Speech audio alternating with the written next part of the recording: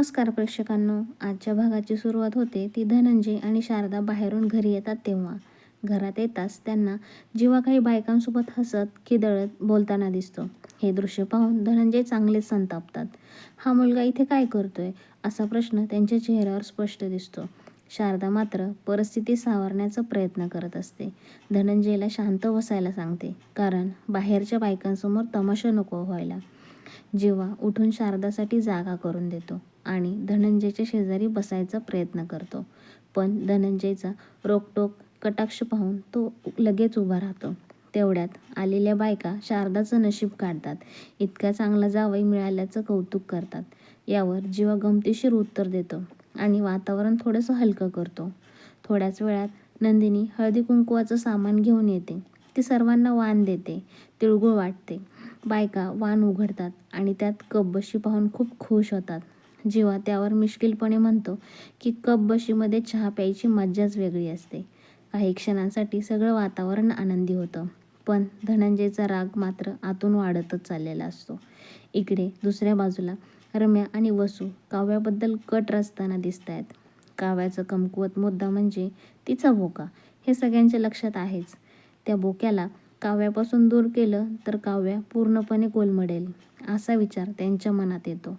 रम्या ही कल्पना ऐकून फारच आनंदी होते. पुन्हा घरात पाहुण्या निघून गेल्यानंतर धनंजय थेट जीवावर भडकतात आणि त्याला घराबाहेर जाण्याचा आदेश देतात. काहीही न बोलता जीवा घराबाहेर पडतो. बाहेर तो जुन्या आठवणींमध्ये हरवतो. तेवढ्यात गुड्डू येतो. थोडा नशेत असलेला गुड्डू एका व्हिडिओबद्दल सांगतो. नंदिनीने जीवाला आंघोळ घातलेली रील त्याच्याकडे असते. जीवा तो व्हिडिओ पाहून थोडासा भावूक होतो. दरम्यान घरात धनंजयला कळतं की तो व्हिडिओ सोशल मीडियावर व्हायरल झालाय. यामुळे घरात मोठा वाद होतो. धनंजय जीवावर गंभीर आरोप करतात. नंदिनी सुरुवातीला जीवाची बाजू घेते, पण व्हिडिओ पाहिल्यानंतर तिच्या मनातही संभ्रम निर्माण होतो.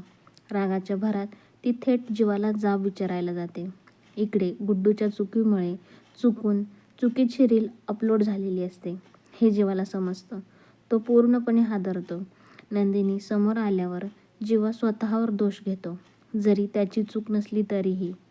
नंदिनी दुखावलेली असते आणि तिथून निघून जाते आणि जीवा पूर्णपणे कोलमडतो.